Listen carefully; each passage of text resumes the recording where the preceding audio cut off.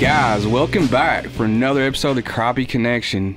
Got myself Justin Berry, Brad Chappell here. That's right, my sidekick here, and we've got Brad Whitehead from Muscle Shoe. I say that right? Muscle Shows. Muscle Shows, Alabama, man. Home of the Swampers. That's right, that's right. Hey, man, welcome. Appreciate it. Ain't no problem, man. This has been awesome. Sorry, go ahead. No, go ahead. I've just been seeing some guys y'all run through here, and I'm just honored to be sitting here. Yeah, I'm excited again to talk about this. You side pull. So tell us, you side pull from the side of the boat for crappie. Yes. Let's go from A to Z. Let's start from scratch going there again. Let's just go over all of it there. You got it. You know, side pulling, it's been around for, I'd say, close to 40 years. There's a guy by the name of Roger Gant from Counts, Tennessee. Kind of discovered this by accident, I'd say. When him and his dad was out fishing, they pulled up on the bank to eat a sandwich, and the wind caught them, just pushed them across the lake, and they started catching fish. You know, back then, most of the guys, they thought 4 to 6 foot of water is all they can catch crappie. Right. So in the springtime. You're exactly right. So Roger kind of put up, you know, started thinking, hey, we're missing a bunch of fish out here. So years developed, and he became friends with some guys from War Eagle, and they basically built a boat just for this. When I come on board, there were several things that I changed just for my liking. You know, it wasn't really nothing major. Maybe some rod holder placements, the way the live well was. But it's a real neat, you know, when people see us pull up with these boats, they kind of look and go, we're going to fish out of a 17.5 foot flat bottom. Well, it's by far not a flat bottom, you know. It's the way they build these boats is absolutely amazing. But the trolling motor, like you said, it's mounted on the side, and what it does, it allows the clients to fish fresh water.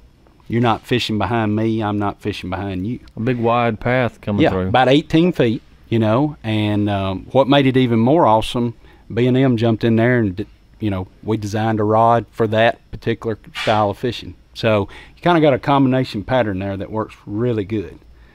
Years past, the hair jigs, you know, I know you guys long lining and stuff, y'all like to use the light stuff. Well, we use the heavy stuff. 2 1/4 ounce jigs, a weight. All that while you're side pulling. All that while I'm side pulling. It's a controlled drift. I count down how deep I want to go and put it in those fish's mouth. How do you set up those jigs as far as you're just saying 2 1/4 ounce jig heads? Yes. Now I do mine just a little bit different from most guys. What I do, you know, if I come fish one of your waters down in Mississippi, I've got my jigs close. I've got them probably 10 inches apart because the water's dirty. Now you fish on Pickwick, we'll spread them out maybe 2 foot. By May, we might even have them 3 foot apart. And then about 6 inches above the top jig, I'll put a weight. It's a split shot. People look at me crazy when I say it's a 1/3 of an ounce. You can use a 3 1/4 ounce, you know, egg sinker. But what that allows that bait to do is stay right under the boat. Do you use it on your split shot, which I know can probably be a key for you? Do you use a collared split shot? Or I don't. I use a round one simply because it'll spin a lot of times. So, that's what I was thinking when I asked that. Yeah. It's a mold that we actually just, I don't even know where it come from. We started pouring some split shots. We couldn't find exactly what we wanted, and it's pretty neat. If I'm guiding and these guys are not catching fish, a lot of times I can turn that trolling motor down just a little bit, and if I see my rods ticking the bottom, I know their rods are not ticking. You see what I'm saying? So I know they're not close to the bottom. Right. You know, Pickwick's an old lake. Back years ago, whenever they dammed that up, they went in there and cut everything with a crosscut saw. So the stumps were 3.5, 4 foot tall. Perfect. Over the years, they have declined, and what it does, it puts some fish right on the bottom. You know, in the seminar yesterday, I had some guys' eyes, you know, get big because I tell them we catch a lot of fish in 22 foot of water, 26 foot of water. I catch spawners, a black crappie, you know, a white crappie, but a male, and in 22 foot of water. Yeah, that's a great subject there. Not all crappie go to the bank in 2, 3, 4 foot of water in a spawn. It's you know, a lot of lakes, you know, and I think we've discussed this before. You go to Weiss Lake, I can't fish. Too much structure. Right. But you go south of Ross Barnett, Kentucky Lake, That's where this technique really, really shines. I see you talking about your trolling motor like you got your hand on it. Are you using a handheld trolling motor? I'm using a 82-pound motor guide, 24-volt trolling motor. Now you got to think the way this boat's designed. There's 3 seats down the center. Okay, the seat that I sit in, which is in the back, I've got my electronics, got the handle to the motor. All right, I've got the fuel tank sitting to the left of me. All right, the guy in the middle, he's got the live well sitting in front of him, and then the guy in the front has the battery sitting in front of him, so it levels this boat perfect. Wow, that's a lot of detail in That's the design of the boat. tiller steer. Tiller, yeah. I'd lost my train of thought and said handle. Tiller. Well, I'm thinking about the motor itself. The outboard is a tiller steer. Yeah, and it you know, again, I went from traditional spider rigging to this, and I thought my clients, you know, going from a big fiberglass boat to aluminum boat, there would be some problems. But, you know, there's a lot of guys I take out that's 70 years old. And once they get in the boat, they don't want to move. They're comfortable. They're set. They don't move. They can fish for 6 or 7 hours. A lot of times I'll pull up at lunch, let them get out. I put a duck bill on the front of this boat so it allows them to be able to step out on the boat, you know, on the bank. And it's really easy to get people in and out. Kids, same way. You know? We're not using long poles. The poles that we designed for them are 8 and 9 and 10-foot poles. So I like the 9-foot because they stick out a little further and you're able to see the bite. On the pole itself, I actually love this pole, the Roger Gant difference. What's some of the features about that pole that makes it so special for side pulling in your mind? Well, when we designed it, we actually there's 3 flags up above the handle, and we consider that a pull from the base of the reel. Now, again, I use bait casters, you know, and a lot of people get in, they go, whoa, I can't cast this. I said, good, can you count? Right. If we can count, we can fish, you know. And you know, you could use a spinning reel, especially the way that you use it, you know, with long lining. But the bait caster, you're able to hold the tension and get precise, you know. It comes with a gold eye on the end of these rods that are really good in cloudy weather. You can really see those rods. And that is the difference, is just the tip action, you know. And I know, and again, I don't do it a lot. You can tell me on the long line, and you know, a lot of times the fish will set themselves. Well, these you actually have to set the hook. Well, that's kind of a misconception about long lining in my mind, is the fish always set the hook on themselves. I believe in setting the hook whenever I'm long lining. Yeah, no doubt, no doubt. You know, I drive that hook. I drive it home. Well, and at Pickwick, you know, I tell everybody, I said the last 6 inches of this rod is the only thing you need to watch. You know, if you get one bump, you better set the hook. Right. If not, you're gone. It's done. Yeah. You're not going to get them again. You usually tip with minnows, or? I do if it's below 50 degrees. Now, I'm going for a reaction strike. Or a lot of, you know, I know you guys, if you pull up to a brush pile, you're just trying to catch them off a piece of structure. Right. I'm not trying to catch them off one piece of structure. I'm trying to cruise as many miles as I can to catch active fish. What I like about that technique, you're all the time adjusting. You are. You can adjust so quick on the water to that situation you're coming across on your fish finder. Yeah. And again, you know, and I tell everybody, I'm taking people that don't get to go fishing, okay? So they don't want to have to deal with a 16 or an 18-foot pole, you know. This is quick. What's pretty neat is all those poles can be up and in the boat, and we can be moving, setting up to another place. Yeah, they might not have even messed with a 16-foot pole before or anything like that. It takes some practice to get, you know, on the front of a boat and spider rig, especially with 16-footers. I mean, it takes a little practice. Well, that, and you only got 2 feet up there to move around, you know. It's, you know, a lot of people get intimidated when they see rod racks and 2 people sitting up front, you know, but my way, like I said, it's great for the style that I do. And that's what I had to look at, you know, when choosing a boat company to deal with. Where's it going to be beneficial to me? Am I going to fish tournaments? No. Now, obviously, we know that it has won a national championship. Yeah. So it can be done, but for what I do and the water I fish, you know, with a boat like that, you know, I always tell people, go to the boat ramp the closest that you're going to fish. Okay? You don't have to run. There's times that I have caught 60 fish and spent 75 cents in gas. Right. You know what I mean? Yeah. Because we don't have to move. You know, we're not going from structure to structure to structure. You're not wanting to just sit on one little spot. You're wanting to actually use that trolling motor and cover a lot of area. Yeah. And I'm gonna tell you, some days it's really hot, and it's just like everything else. And some days we have bad days. You know, fishing. So, it's fishing. It's fishing. It's not catching. You're exactly right. Do you have like for the viewers out there that's never done it? I've never done it. Want to try to learn it? Is there like a certain formula that you use for like how much line out and the speed?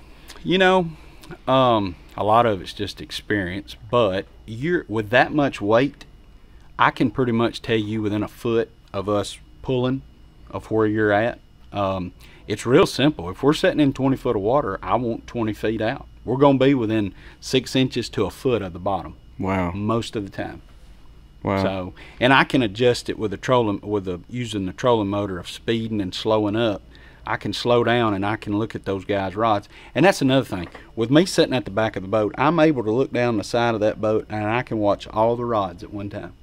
I actually probably miss more fish with my rods looking at guys' rods because I want them to catch the fish. You know.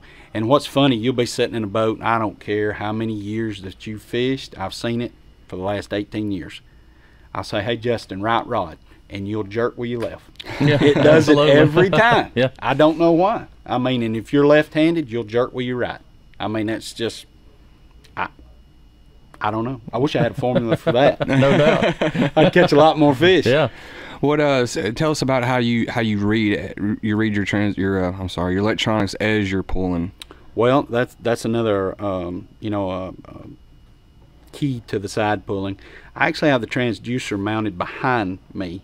So what that means is as I'm pulling backwards, I'm actually seeing everything we're getting to. Certain times of the year I don't want to be around a brush pile because I've got 11 rods out and you know, I don't want to have to retie. Yeah. So I can literally bounce those baits over that top as I see it. You know, you think your home water, you know where every stump, every brush pile, but you'll get surprised. And I'm gonna tell you, 11 rods, y'all know, you hit a treetop, that's 22 baits you put. That's right. I don't like to do that. When you you say fluff them up, you speed up I the speed trolling up. I do. and I it speed actually up. just pulls the bait It'll up. pull them straight up. What pound test are you using? 10. 10 pound, just mono. Yeah, vicious mono. It's just a you know, we in the summertime we like a clear, and this time of year I use the low vis green. I can't tell you why. It's just one of them deals that it's worked out. You know. So. What's your go-to baits on pulling that? Well, right now, of course, the hair jigs has always been real popular. You know. On Pickwick. So is there a reason why you're using hair jigs on side pulling? Well, it kind of goes back to the history of it. Roger's brother actually made them and started using them. It's just a 1/4 ounce head. They come in red and chartreuse, blue and chartreuse, orange and chartreuse, and a lot of times we tip it with a grub instead of a minnow. Okay, it's a big profile bait. If you put the grub on the hair jig, it blows the hair out. So it's just a big profile bait. The last 2 years, Jeff Smith at Crappie Magnet has come out with a fin spin, and I started tinkering with it. And I'll tell you, I told Jeff yesterday when I saw him, I said, this is how I started out. If I get a new lure, I'll put it on one pole. Okay, compare it. Now, if that one pole keeps going and I'm catching fish, then I go to a client's pole, then I go to another client's pole, and before it's over with, I'll have them all on there. But that's what I do, you know. And of course, I don't think nobody had ever told him that. That's what, you know, I think sometimes these guys think, hey, we're going to put them all on there. I like to try it out. You know, I got 2 guys in there paying money. I'm going to go to a confidence bait. Right. You go to my house right now and look in my boat. I've got 11 rods. I got fin spins on 10 of them with the Charlie Brewer slider double action grub, and I'll have a hair jig on one of them. Now, there's some days that fin spin or the hair jig does better or the hair jig might do better than the fin spin, but I'm going to have both of them on at all times. You ever put like minnows or niblets on them or anything? I will. I'll put a minnow on them if the water temperature is below 50 degrees, simply because I'm going slower. Now you got to think, this side pulling is a fast moving boat. Covering water. A whole lot of water. By May, I'll be going 1 mile an hour. 1 mile an hour. You think about that compared to spider rigging. you're doing 1 mile an hour. Of course, it's like the long line, and you're just covering a lot of water. Yeah, it's 6 hours, 6 miles. Yeah, and I tell everybody, you know, go to YouTube. We've got some videos on there. You can put in Pickwick side pulling or Brad Whitehead fishing, and you can see it for your eyes. I mean, I've had guys in here and go, this is weird. We're going backwards. Yeah. How do you do that? And you know, for a safety factor, you really need to be aware of what's going on, because if people cut in front of you and you're going backwards, you know, for a safety factor, you got to kind of watch where you're going. But most people, they're moving constantly, so you're not going to run over. Yeah, going with the wind. You're exactly right. Going with the wind. So if somebody's, like I say, starting out again side pulling, what's the start speed and the end speed of doing this? The colder the water, and we're going to call the 1st of March, you know, cold, 0.3. 0.3. 0.3 miles an hour. As the water increase, or as the water. Oh, let me hold on. So that's still at 1/4 ounce. Yes. So you got a one size. Same tackle, just same slowing tackle. down. Okay. Yeah. Instead of, you know, at 0.3 we've got a flicker about like this right here. Now, by May, the water's warmer, the fish are more active. We might be up to 1 mile an hour. April, 0.8, you know, 0.7. And that's if you don't have a lot of wind. See, I'm backwards from the spider rigger guys, okay? The spider rigger guys wants to go into the wind to control, to go to structure. Okay, you with me? Yes, sir. All right. I'm going with the wind. So really, if you're man enough to get out there and they're biting, it don't matter how fast the wind's blowing. Yeah, Roger Gant won a crappie masters probably, I would say, 10, 12 years ago on Ross Barnett. And I fished during that day, and I mean, we're talking 20, 30 mile an hour wind. And Ross Barnett, if anybody has any kind of idea about that lake, it's very rough in a high wind, especially flat and open and nowhere to hide. He won that tournament side. And what size boat was he in doing that? 17 foot. 17 foot. And I've been on Ross Barnett a couple times in my life, and I bet it was rough. Oh, and he was very going with rough. the wind. Yeah. Won championship. Yeah. Now, awesome. now on the bad side of it, shallow water. If you're looking to fish shallow water all the time, that's not a technique. What's the red line on that? Around 12 feet. 12 foot. So 12 foot or less, you Yeah. Be safe. I'd say 14. If you want to know the truth. But again, you can fish all the way up to 60 foot of water. You know, at Grenada, I can get in from the dam out there in that 30 foot of water. I do it. We've done it in the fall, and I catch fish in 26, 28 foot of water. What's the deepest you caught fish doing 52. that? 52. 52. That's deep. What did it look like when it come out of the water? Ready to fry. He didn't. Yeah. Yeah. Puffed up. You know, Puffed up. He couldn't move. I mean, he was dead when he hit the top of the water. You open his mouth and his air bladder's hanging in his mouth. So that proves that these fish will get 50 foot of water. Oh, yeah. Wow. You know. I got a real cool question I'm ready to ask you is Hit it. superstitions. Do you have any superstitions when it comes to fishing? Man, this is kind of embarrassing. I'm kind of embarrassed to. Nobody's listening. You know, as soon as I get up, got my clothes laid out, put my clothes on, I do the same thing, hooking the boat up. I go to the same gas station and the same gas pumps. Now they throw me on Sunday. Yeah. On Sunday now, I have to pray a little more on Sunday because they're closed till about 7 o'clock on Sunday. So I have to go across the street, you know. But these ladies know me so well as when I pull up, they turn both pumps on. Really? You know? Hey, and y'all gonna laugh at this. I even walk around the boat the same way. I won't go to the front. I'll go to the back. Have they realized it at the gas station? No, I hadn't told them. I got too many buddies up tell. Right. Yeah. Somebody's going to tell them now. Yeah. So, you know, it's I am a routine person when it comes to guiding. I mean, I want to do the same thing. If it worked the day before and the day before and the day before, why do you want to mess it up? Yeah. Yeah. Is it crazy? Yes. But hey, it works. Works for you. You know, it's I can't complain once you get in that routine. Is there a lake that you would like to take side pulling and actually go try? You know, there's Charlie Bunton again right behind us. That is the hardest working man in Carruthersville, Missouri. He has telling sold you. some pole tips. He I has. promise you that. He has. They need to set him out of 10 out here so he don't have to leave. He can just spend the night here. The first here and the last to leave. You know, as far as the lakes, I wouldn't mind going out west. You know, maybe to Lake Eufaula. I don't know if you could side pull that. You know, I hear a lot of good reports about that. The northern lakes, I don't know. You know, there's so much good fishing in the South. Yeah. I hear some guys talking about catching some big crappie in Okeechobee. You know, I wouldn't mind going down there. But I guess out west, maybe the Lake Eufaula out there. I think even further than that. I think Arizona and some of those really extremely deep water lakes at black crappie. And, man, we've been talking about it all weekend. That looks like a deadly place to take side pulling to me. And a lot of guys have already researched it themselves, and they're saying California. Yeah. California is the place to go. Well, you know, if they can grow a 15, 16-pound largemouth. There got to be some big crappie. Very big crappie. Hey, I've got one for you, Brad. All right.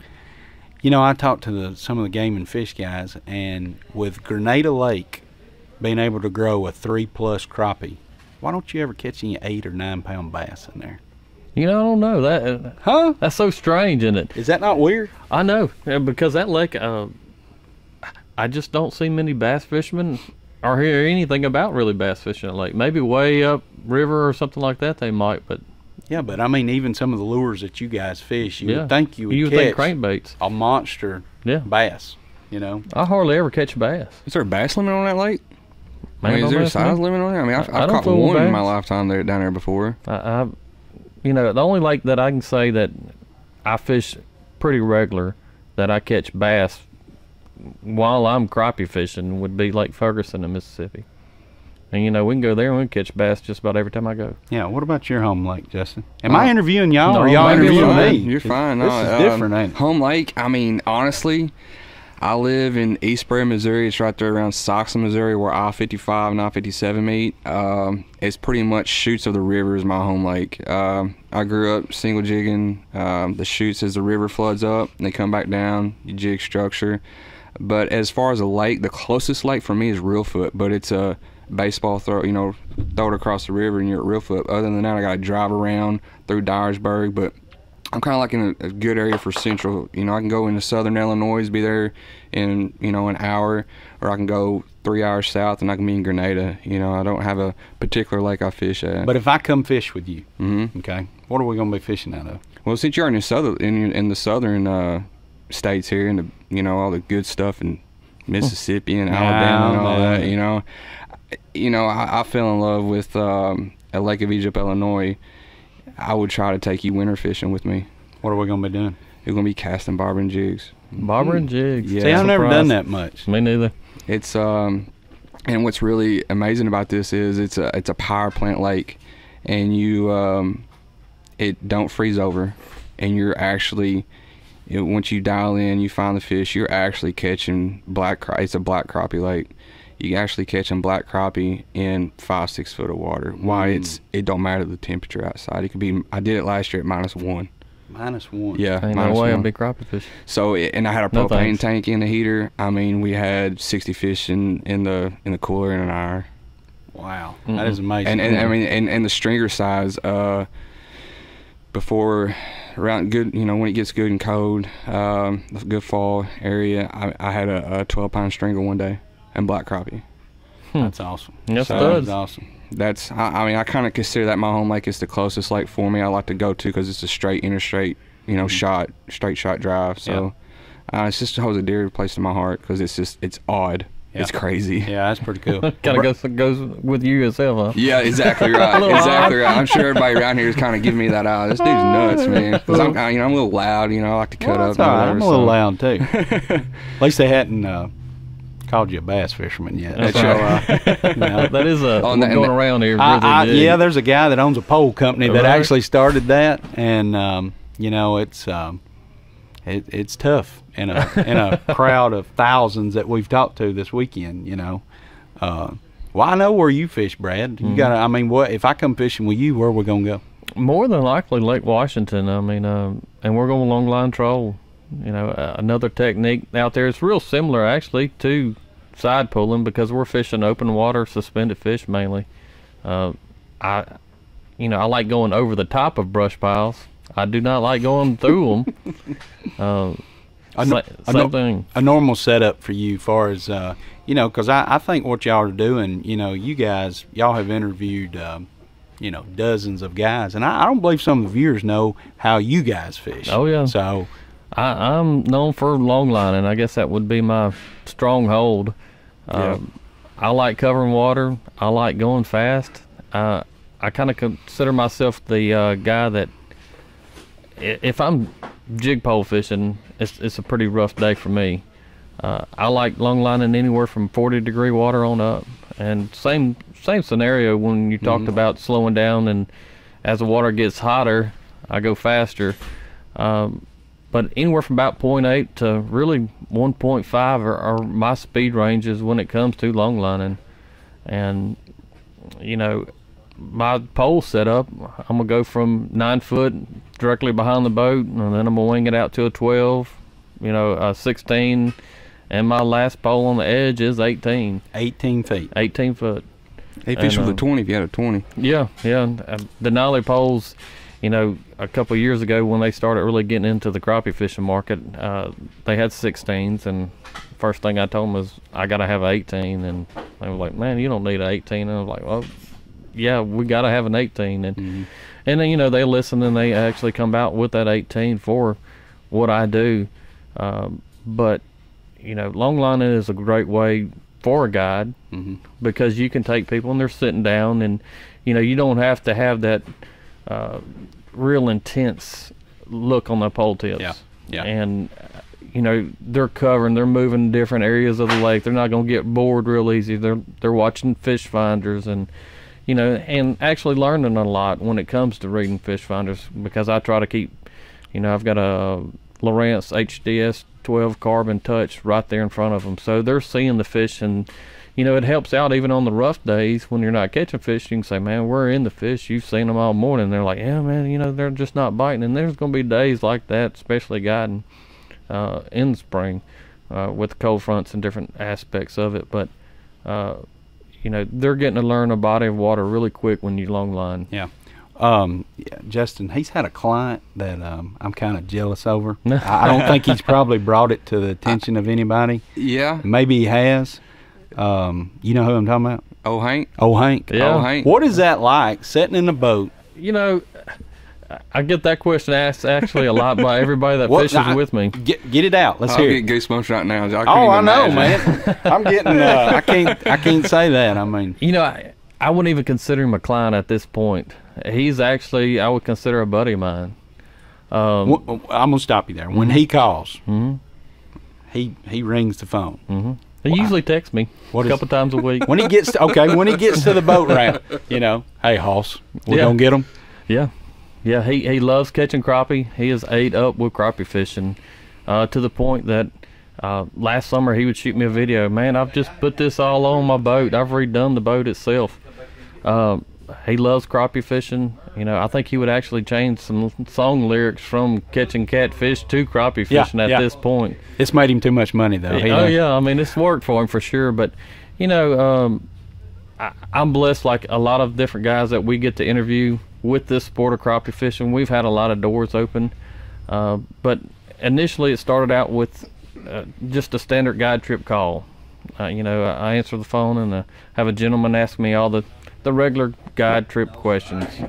And the more we talked, and then he kind of said, well, I want to ask you a question real quick. Would you mind taking a celebrity fishing? And I was like, well, no, it wouldn't bother me. And he said, well, what about Hank Jr.? And I said, you know what? Heck no, bring him on. I love it. Come on.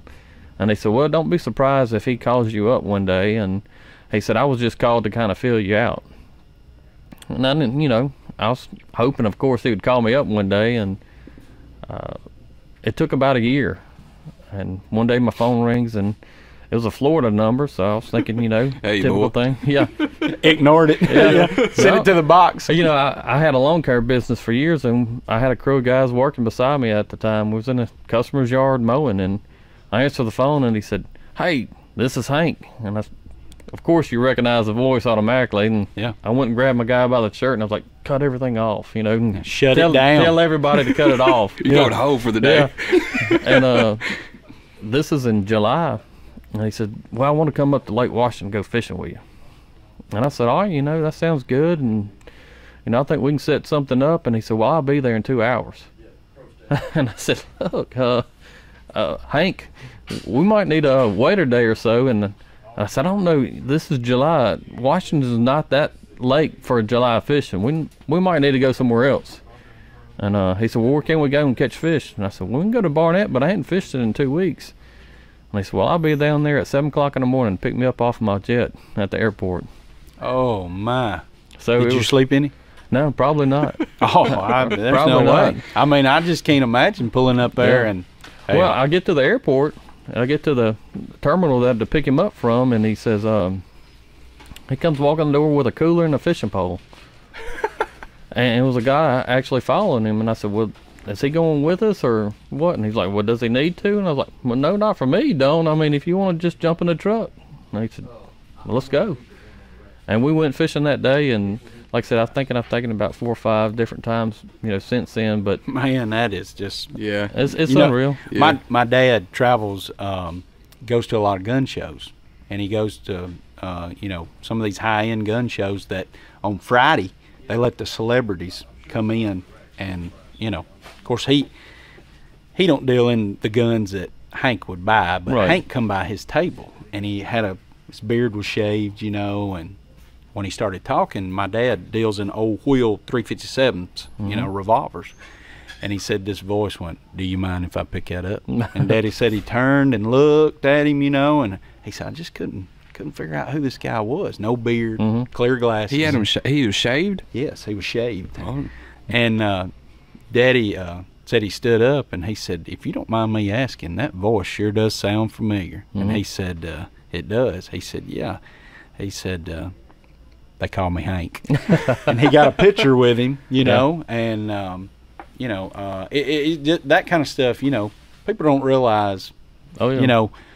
when B&M and Duck Dynasty got together, to be able to pull up in a parking lot and there's those guys sitting there and you go, man, this is what we do. Yeah. But we got to impress these guys. Right. We got to make them, Yeah. And I wondered, I've been on several trips with those guys, and I don't talk duck hunting. And I figure it's like that with Hank. You probably don't talk about music or No. anything like that. We're going to talk hunting and fishing. Absolutely. That's what he really lives and breathes is, hunting and fishing. And, he does have some very unique qualities about him than a lot of different people. I'll catch myself listening to him because he'll be humming. And I'll be like, I wonder what he's humming, Yeah. Then you're like, Is that something he already knows? Is that freestyle? yeah, I mean, is he writing a song while we're fishing here or what? But Yeah. it's some different things that I've been really blessed with, and that's what I consider them too, is blessings by getting to meet different people, from the Duck Dynasty kind of guys to, to Hank Jr. and becoming more than a client, even I said as a buddy. And same thing with those guys, John Godwin. I mean, man, he's a great guy, definitely he on is. camera and off. Well, and what's so neat, and I've watched it, when we first set up the very first meeting, I was blessed to get the call 2 days before and said, hey, you want to come fishing? And I mean, I was like, yeah, I'd love to. To watch them, or especially him now compared to back then, I actually was pulling out of Arca Butler and got pulled over by the police at a gas station. And a lady gets out and she walks up. I got out of the car and I said, ma'am, what did I do? She said, who was those guys with y'all? And I said, whoa. I didn't, there's no violation or anything. I wanted to see who those guys were y'all were fishing with when we come by. And of course I thought, I'm going to have some fun with this. I said, who they look like? He said, they look like the guys from Duck Dynasty. I said, well, that's who they are. I said, I thought all Mississippi people look like this right here, And she said, no, I cannot believe we didn't stop, And I look at John now, and this is going to sound weird, but he's been accepted by the crappie world. Absolutely. And Yes. people don't mess with him. You know what I mean? I mean, Correct. they just kind of, hey, that's old Godwin. Yeah, and he's a crappie fisherman. And he's good with that. Absolutely. And I think that is absolutely awesome. It's for him to be around here, and not only is he fun to be around, he is bringing a lot of new eyes to us in the crappie industry. He's helping to grow. And to me, that's pretty awesome. Yeah. Real quick. Are they building a house here behind us? I know. think so. These guys are working their butts off here at the Grizzly Jig Show. Busy store. Yeah. One thing that Brad was telling me about when he took Hank out that just always amazes me. Tell him what he says when he reels a fish in. Oh, it's really funny. No one else I've ever taken crappie fishing has said this as they're bringing in fish, and he calls them all big boys. Really? Big boys. That makes you feel good, doesn't it? He's like, come on in here, big boy. And I'm like, it just really stuck to my mind because usually it's big mamas or come on in here, big girl. Boys. Big boys. And they're getting louder back here. Is there anything else you want to add to this, Brad? Guys, I feel like I've interviewed y'all today. Hey, we had fun. Yeah, I mean, enjoyed it. I think it's pretty cool. I like the questions back. It gives it more content for everybody. Get to know everyone. Well, you know, here. when I hear something new, not only do I like to hear the guys that they interview, but I kind of like to know a little history about them. So maybe these guys and gals out here that's listening to y'all kind of have a feel for where y'all come from and how you got here, and I think that's pretty neat. Appreciate it. Appreciate it. We'll have you on again, definitely, Brad. Yeah. I'm gonna go fishing with you. I want to learn how to side pull. We're gonna do it. You can come on, Hoss, anytime. All right, big boy. All right, guys. Well, I'm Justin Berry. Brad Chappell We here. got the Crappie Connection here. Brad Whitehead. He's got a guide page. I do. On Facebook, Instagram, real easy. I'm pretty simple to get a hold of. Phone number 256-483-0834. You can check me out on Facebook or Instagram, or just give me a call. Absolutely. Right. And being the last shout out, Grizzly Jig. Thank you so much for letting us be here in the back warehouse, getting all these interviews in. Crappie Connection there. Crappie Connection. Crappie Crazy. Crappie Crazy. The Direction. Mark Stowe. Check him out. He's got a good TV series on all the channels there. Other than that, guys, we are out of here. All right, holler. Place I'll always remember. Cabin on the lake and a fishing pole. Forever here I'll rest my soul. I can feel my